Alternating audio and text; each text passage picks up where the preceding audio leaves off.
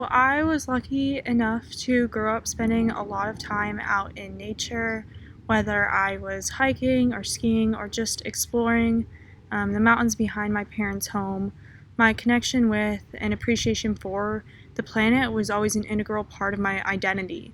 But even though I cared about what happened to the places that I loved, I never really put that much thought into climate activism or policy.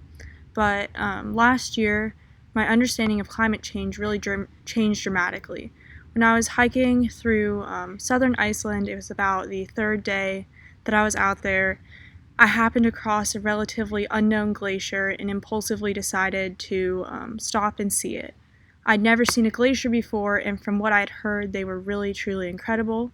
So, as I was walking along this path towards the glacier, I was becoming more and more excited for what I was about to see.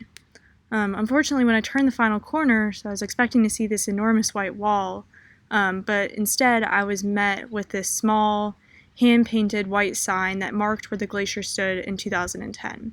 And while most of the sign was in Icelandic, the numbers were very clear.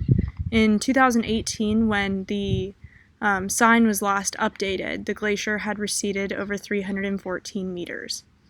So I remember standing at the sign and just staring across the lagoon, barely able to see the remains of the glacier around the corner in the distance, and I must have stood there for 5 or 10 minutes just trying to understand how this glacier could have melted so much in so little time before I turned around and continued hiking to my stop for the night.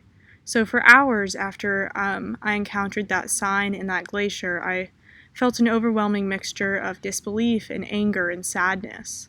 Of course, I'd read about glaciers melting in books and even seen pictures and videos of the glaciers now, but seeing in person the enormity and irreversibility of that change that happened to that glacier helped me understand what our world would look like if we continued to ignore the climate problem.